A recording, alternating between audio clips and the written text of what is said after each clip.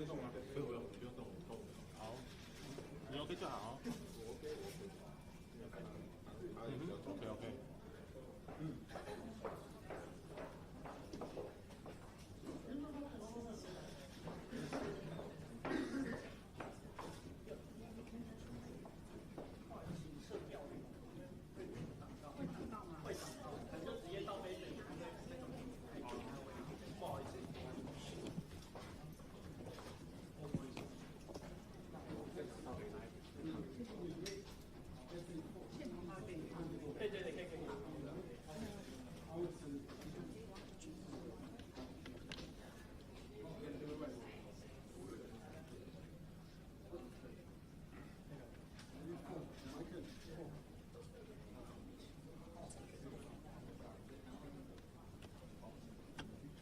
各位媒体朋友，因为还有几位媒体朋友还在楼下，所以请稍微等一下，谢谢。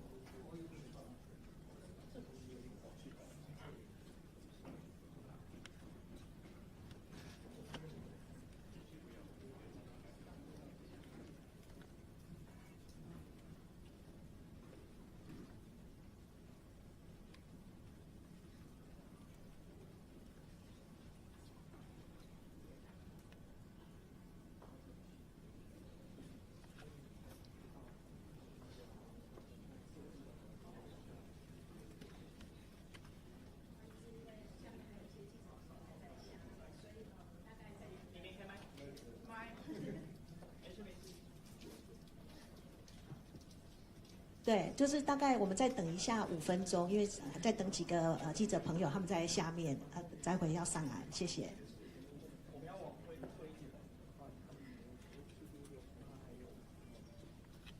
很尴尬。楼上还有几点？上来再说。上来再说。还要抢。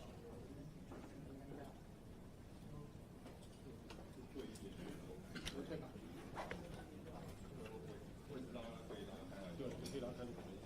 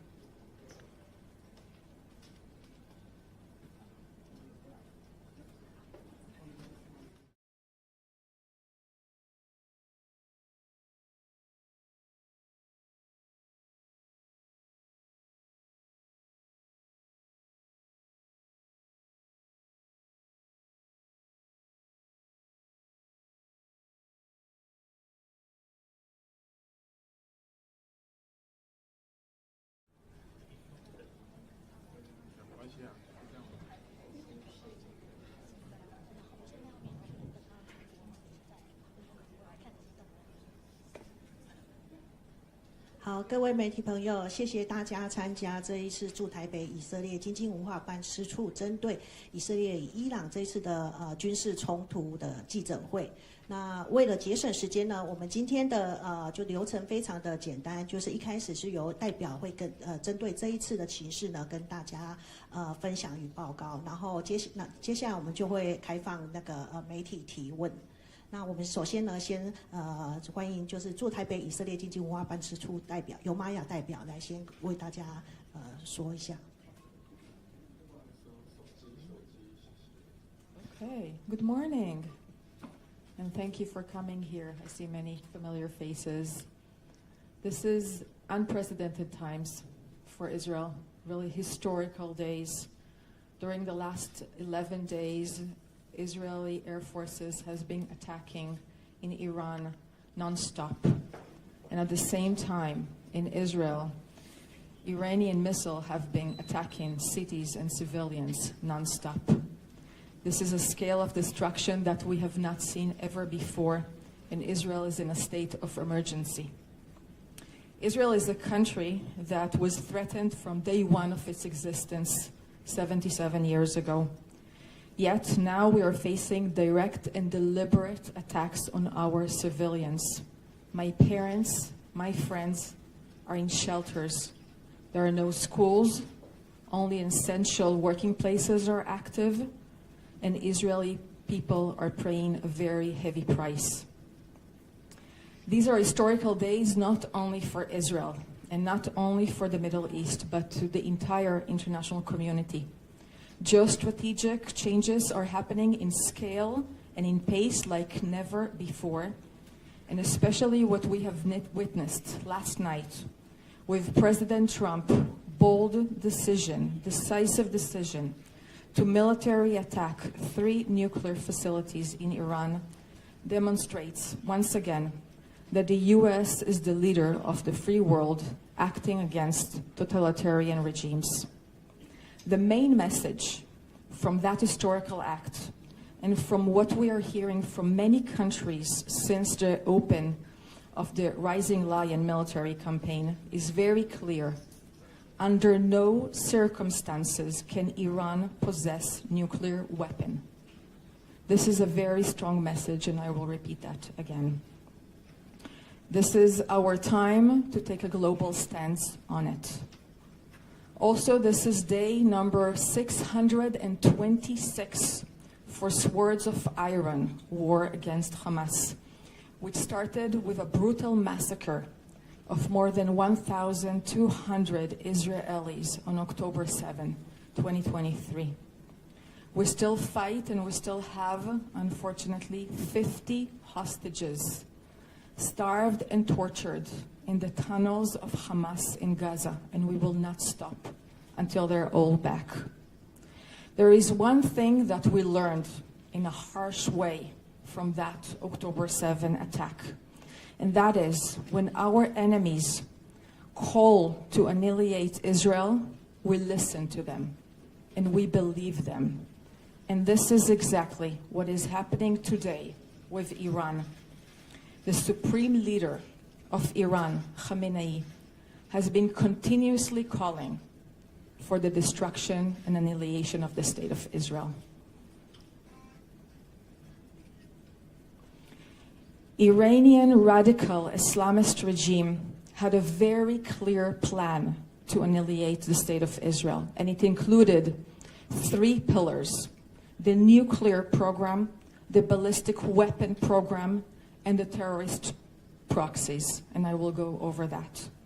I will not go into the long history of negotiations with Iran about the nuclear program, but I will mention that on June 12th, the day before Rising Lion started, there was a decision made by the International Atomic Energy Agency stating that Iran is in non-compliance to its NPT safeguards. It means that Iran is the only country in the world that is having highly enriched uranium for 60%. There is no justification for having that level of highly enriched uranium for peaceful purposes. Now, the amounts of that highly enriched uranium are sufficient for 9 atom bombs. And what is most alarming is that a third of that amount was reached and accelerated only during the last 3 months, which means that there was a very quick running of acceleration of enrichment. Now, what happened during the last 3 months? There were negotiations between the US and Iran, which means that in parallel to those negotiations, Iran was actually accelerating its nuclear enrichment and weaponization plans. The second part is the ballistic missile program. Iran is already having thousands of missiles, and we know because we fill them now every day. But on top of that, they had a plan to accelerate to have 10,000 missiles within 3 years until 2027. It means that they were going into massive build-up, into really drastic increase of production. Now, what we're seeing today in Israel are missiles with 200 and 500 tons of explosive. This is like, imagine bus full of explosive flying into a city center. This is what we're experiencing right now. And this is an existential threat for Israel. We are such a small country, much smaller than Taiwan. To have that type of threat with 10,000 missiles being built against us is something that no country in the world can have. The third pillar of the plan of annihilation by Iran was the terrorist proxies, and you all know their names by now: Hamas, Houthis, Hezbollah. They have been financing, training, guiding them, providing weapons. We know that the mastermind before October 7 was really Iran, and the executor was actually Hamas. Now, what Iran planned for 2027 was to activate a ring of fire around Israel, having the same model that we saw on October 7, which means ground invasion for multiple fronts in addition to missile attack. Again, this is something that is existential threat to us. So what we have seen during the last few months is something that we have not seen in the last 2 decades. And that is a very fast running forward in both nuclear and ballistic missiles. So the decision, knowing all of that, was very clear. And we had no other choice. For us, defending our country is something that we must do, and we needed to act on time before it's too late, before they have a nuclear atomic bomb. For us, this is an act of self-defense, and we must do it to secure our future. Now, the aim of Rising Lion is very clearly stated. We are to neutralize the nuclear and the ballistic missile program. We need to roll back the threat, so we will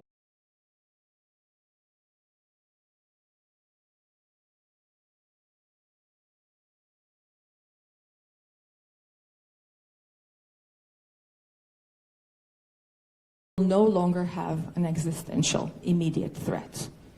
And I want to get you a little bit behind our line of thoughts when we're going into the military choosing of the targets. And of that, and I can share with you later, I know it's a bit small, but perhaps you can see. This is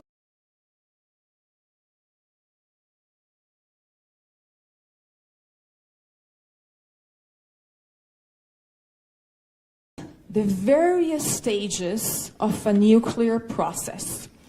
It is not easy or simple to assess a nuclear warhead. It requires a lot of research, R&D. It requires enrichment, material, mining, weaponization, minimizing everything, storage. All of that process is a very complicated one. And what we are now doing is we are going against processes, facilities that are in all of those stages. It means military facilities. It means critical components of nuclear process, key individuals, both in the military leaders and scientific leaders, and all the infrastructure that is associated with Iran's ballistic missiles program. We are performing a very focused and strong targeted attacks, and we're doing our utmost to not harm civilians. We give announcements before, if possible. What Israel did and is continuing to do as we speak here today is very significant to delay the possibility of Iran having a nuclear bomb. But the US involvement was critically needed. And we thank President Trump for leading US military action last night and removing an immediate existential threat and making the entire world safer from nuclear weapon. The attack on Fordo was something that was needed from the US, and President Trump made a very historical decision to prevent the world's most dangerous regime from obtaining the world's most dangerous weapon. This will never be forgotten. I'm not going to repeat on messages that we all heard directly from President Trump and Prime Minister Netanyahu in their statements, but I will say that it is very obvious that the communication and coordination between the US and Israel was very close. Both share the same vision of peace through strength, and they both bring us to a pivotal moment that we're now standing at. I want to make it clear that we are not done yet. There are still military targets, and we are not going to stop until we're going to achieve the fully military aims that we have set for ourselves for this military campaign. Israel is committed to achieve its endgame, and it's going to require more time, as much time as necessary to accomplish the quality of those targets. And we're all hearing the concerns of many people about escalation. So I would like to refer to that and say, we are really on a crossroad. And this is an opportunity for a safer and more stable Middle East. Perhaps this is the one time where we can actually make this region positively contribute to global security. Preventing a tyranny, an extremist Iranian regime, from continuing to destabilize and take an action, terrorist action, against the region and against the world is something that we are all in the free world should really support and stand by. And we hear that. We hear that from President Trump, from G7 leaders, European leaders, like-minded countries. They all make it very clear in their statements. Under no circumstances will Iran be allowed to possess nuclear weapons. This is a shared responsibility. We all need to make sure that Iran is enforced to change its behavior and make this a new reality. I would like to mention two more issues, and then I will open for Q&A. The first is about the people back home in Israel. And there are 10 million people living in my country, a very small country.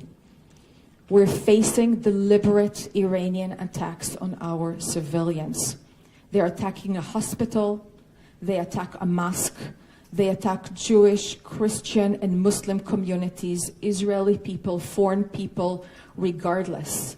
This is a deliberate attack. We already have 24 casualties, people who paid with their lives. Thousands are injured. Thousands lost their homes. We need, and we know in Israel, we understand that in order to achieve victory, we need a strong and resilient home front. And we have been preparing this for years. People in Israel know exactly what to do when the sirens are heard and the alarms are off. And they know to go to shelters and safe rooms which are available in every apartment and in every building. Yes, we do have advanced technologies. And you see them. They give us multi-layered air defense, Iron Dome, David Sling, Arrow. We have the US systems. These are giving a lot of protection and they have high interception rates, but they are not 100% proof. And we still do not have complete protection. So we do have a small number of missiles that have been managed to penetrate and to hit civilians. And this is where we're seeing the spirit of the Israelis. The resilience, the community, the solidarity. Israeli people do not want to be at war. If there is any doubt about it, I want to make it really clear. We are such a minority Jewish country. There are only 15 million Jews all around the world, 7.5 million Jews in Israel. And all we want to do is to live in peace and security so my children and all of our future generation will be able to have a prosperous and quiet life. This is something that I think we and Taiwanese people are sharing together. What we do is defend ourselves. My last point for today is really about the cognitive war that we're seeing all around us, and I think that there is a very high awareness for that specifically in Taiwan. I'm saying this because I see my country getting a lot of criticism and the international media for being too aggressive. And I saw that also here in Taiwan. This is coming, I think, from those who don't fully understand the Middle East power dynamics and culture and history. And I want to specifically say about this case of Iran, what is the alternative? We are dealing with a regime that is radical Islamism. It's a dictatorship. This is the most repressive government in the world. Everything that you know about Taiwan's way of life, about Taiwan's vibrant democracy, is not existing in Iran. No women's rights, no LGBTQI, no freedom of press, no freedom of speech. There is no democracy, there is only oppression. This is a terrorist regime that is acting against its own people. If we who belong to the free world, and we are in this community together, we must remain aware and we must be united in front of any tactics that try to distort us from this truth. There is no other alternative. We cannot have this regime have nuclear weapons. And I see these efforts to divert and manipulate our intentions in AI-generated images and videos that show my country being defeated and being aggressive. And I want to really ask you, please be cautious when you notice those. Please follow us and know that our office is here and open. We have social media, we're sharing, and we're very much available to provide the correct information. And we have a line of experts that are willing to talk and give some more information. So please, let's cooperate on that together. Thank you. I can take a quick Q&A if you would like.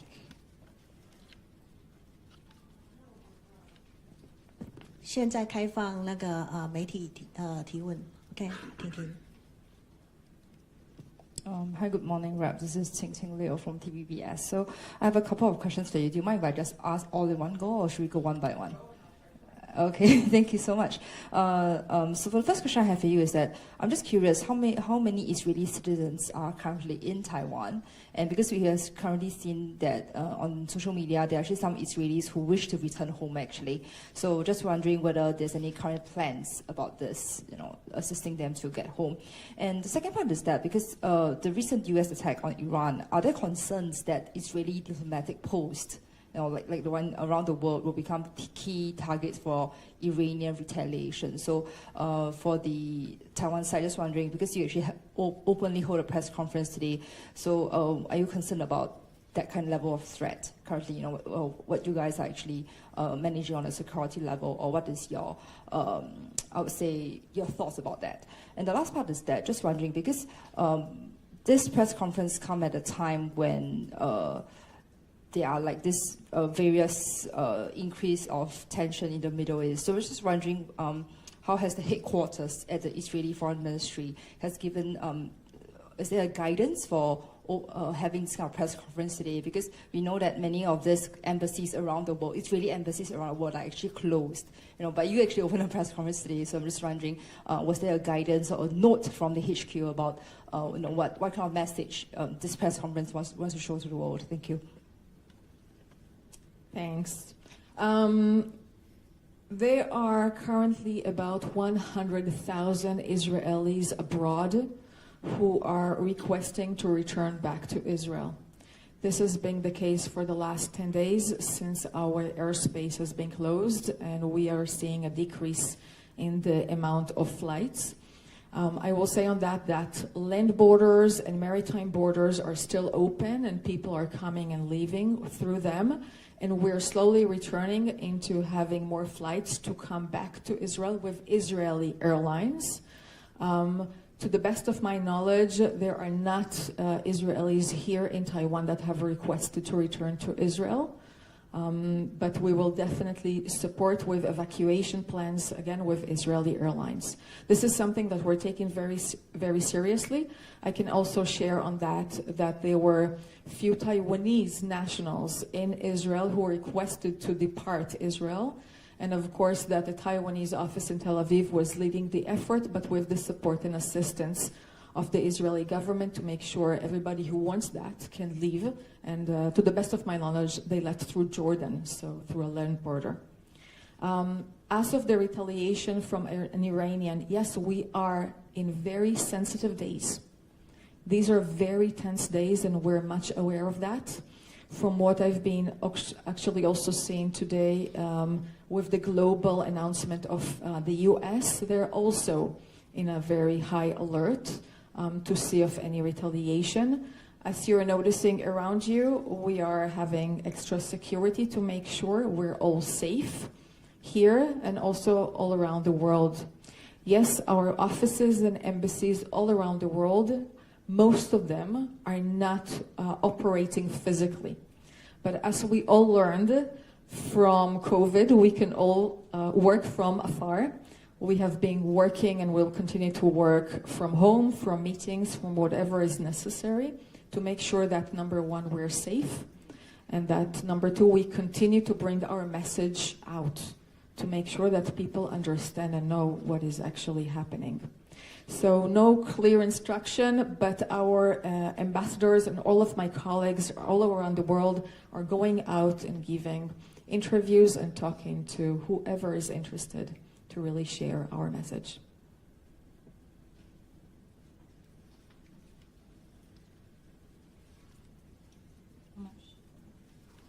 When you live with the Reuters. So I have a question on, are there any lessons in social resilience Taiwan can learn from Israel, especially on how to protect its civilian population from missile attacks? And do you see is Taiwan as well prepared as Israel to protect its civilian population from air attack? The second one is, do you see whether Taiwan is as well prepared as Israel to protect its civilian population from air attack? Okay, thank you. I think, first of all, it is really too early to have many lessons. We're really still in active warfare, and there is what we call the fog of war, that we still don't know everything all the way. But really the lessons about how to defend your people and how to make sure that civilians are protected is something we have been doing for many years with shelters and safe rooms inside of apartments. I will maybe try to equivalent that to the earthquake awareness and preparation that there is here in Taiwan. People have alerts. We receive the alerts on our phones. People know exactly what they're supposed to do when there is an earthquake, and they act accordingly. This is done from schools, from children. They are being educated to that, and you have very good standard for building to make sure that they will not collapse and that they will stand. So the same standard has been in Israel for more than 30 years now about safe rooms. Since unfortunately this is not the first time that we're seeing missiles attacks, I can share personally, I was in 1991 during the first Gulf War when we had missile attacks coming from Iraq towards Israel, and we were all in safe rooms. Back then, it was updated into the criteria of buildings. I think that we always have what to learn, and we always have how to improve and how to bring awareness for the people to make sure that they are, after 11 days, they continue to keep the same standards and they go to the shelter, although it's happening 3 times at night and they're not sleeping and they're tired of that. Perhaps one more thing that we can see lessons is how Israel is being assisting to foreign nationals in Israel during emergency. This is something very important for many countries. We see that. Each country is really caring and worried about their own nationals. And we are taking that very closely into heart and facilitating as much as possible, including information and physical assistance. Perhaps this is something that we can also share. As for Taiwan, I see that there is a lot of awareness, willingness, and actual work. During my last 2 years here, I've been noticing many drills that have been going on, and I think that there is really a concentrated effort to improve on preparation. Yeah.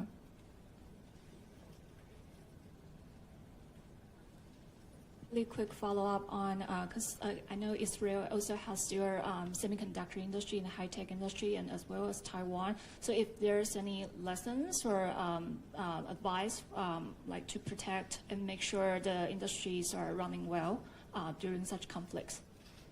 Okay. Well, the first thing I will say is that our economy for now, for the short immediate term, it is paying a price.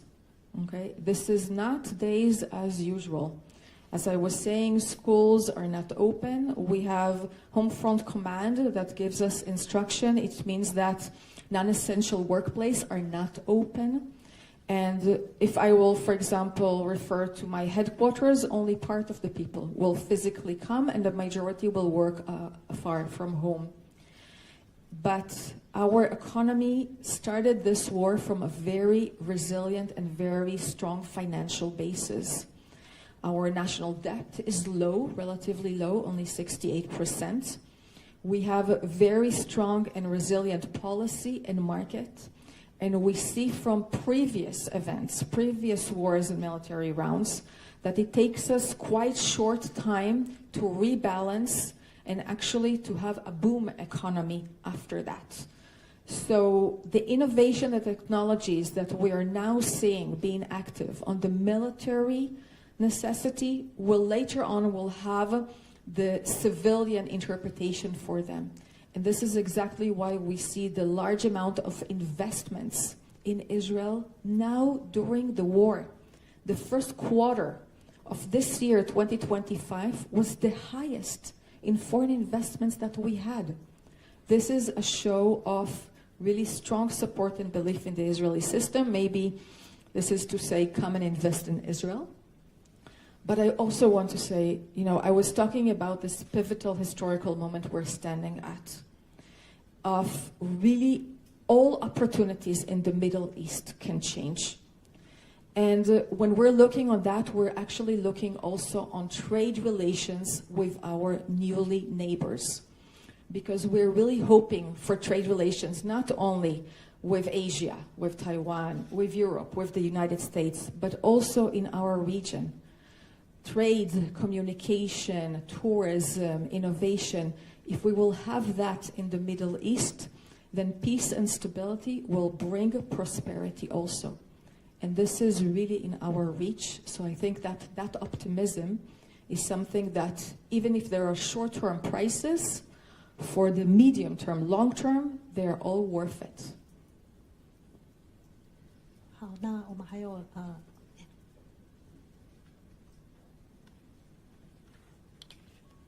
Good morning, Representative Maya. First of all, I hope your family back home safe and sound. Okay, my question is, first you mentioned about cognitive war. And there's a lot of fake footage right now is happening on internet, and mostly the fake news is about Iran defeating Israel. And we got the information that a lot of the sources are from China. Since this is a war, so how do the Israel government defend on this war? And the second question is, of course, what happened in Middle East have impact on economy. So right now there's turmoil on also stock market and also oil prices. Any suggestion on Taiwan for the Taiwanese investor? That's my question. Thank you. Wow. I'll share that in one of the mornings this week when I opened my Instagram, there was a real video showing fire all over the city in Israel. And it got me so scared. And it looked so real. And I actually called my parents. And they came out of the shelter and they were taking their own, mobile phone and just putting like this and showing me everything is okay. There is nothing like that fire happening in reality. And I think that was the moment when it dropped me, how severe this cognitive war is becoming with AI-generated images and videos. We do not know what is true and what is not. And it is very difficult to observe that. Yes, you are correct that there are new narratives that are coming from certain countries. We are following that. We can take care of that in Israel. I think this is the responsibility of each country to make sure how people are educated and they know to differentiate. And I think that it was Fact Check here in Taiwan that was doing a good job on that day to really target some of those images. Perhaps it's an opportunity to say some more things about China, because their posture in the Middle East is something that we are seeing, of course.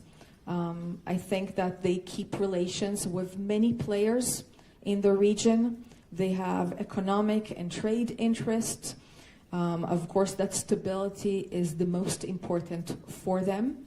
And we, of course, notice that they have very close relations with Iran. They have comprehensive and strategic partnership, which means that they import oil from Iran in very cheap prices. And therefore, we are evaluating that they have an influence on Iran, which is very valuable at these times. So although we are not seeing eye to eye on everything, we really think that it is extremely important to keep on talking. Only last week, we had a phone call between my foreign minister and Wang Yi, China's foreign minister. And these open lines of communication is something that we will continue to have. About the oil prices, or I'm not an expert. I can share with you that the stock market in Israel is skyrocketing. It is very high and doing very good. So perhaps investors in Israel know something that I do not know. I'm not an expert on that. We are seeing the prices of the oil, of course. So far, the last I checked, it was $77. So a moderate increase. We're definitely following and hearing that.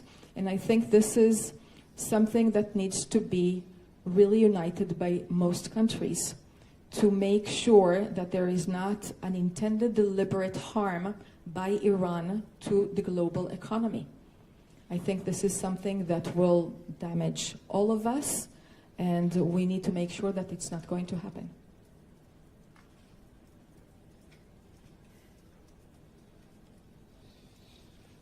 Sorry, just a follow-up question on China, because you mentioned earlier. Just wondering, because the Chinese MFA just condemned the U.S. strikes on Iran, calling for ceasefire and talks. And actually, the Chinese, just to quote them, they actually said that the U.S. attack on Iran damages U.S. international diplomatic credibility. Just wondering what's your thoughts on that? Well, I will let my American colleagues also comment on that later, if they would like. I will say that from our side, and I think that this is something that is really shared, but everyone who do not want to see extremist totalitarian regimes in our world, we need to be united on this. And I think this is what we have seen President Trump really leading this and making sure that we will weaken Iran and we will make sure that they will not possess nuclear weapons. 那还有没有媒体朋友有问题的？ Hi, just to follow up on, so Israel has a formidable, really powerful and time and so capability with its Iron Dome, and then and other systems. So have Taiwan, just wondering, have Taiwanese officials asked you about this system and this technology, and is this something that, some kind of technology that Israel could share with Taiwan?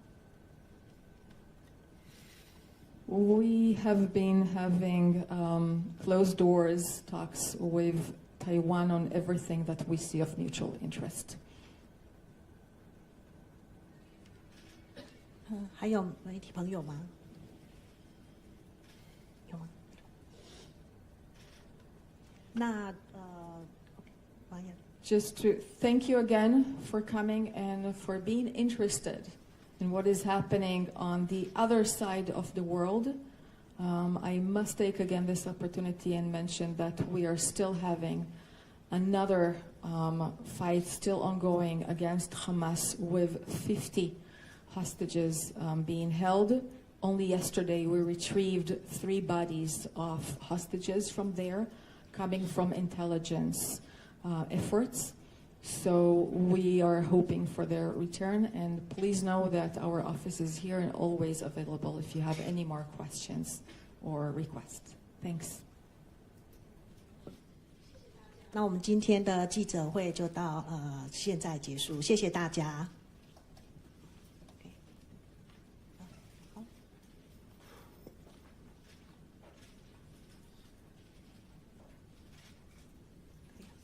好，那我可以了。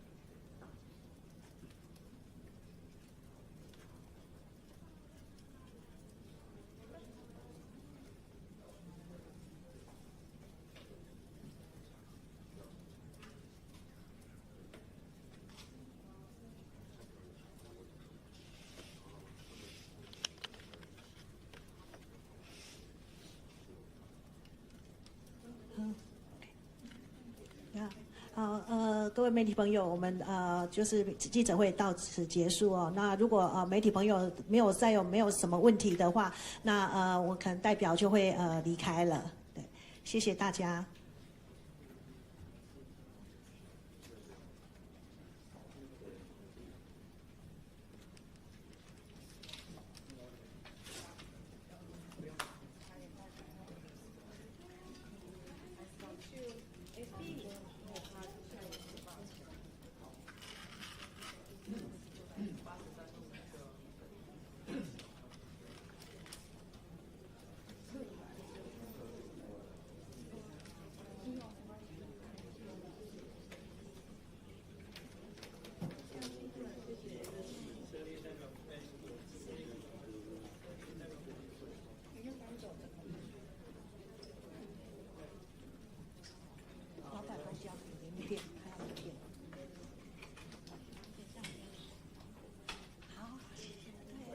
心。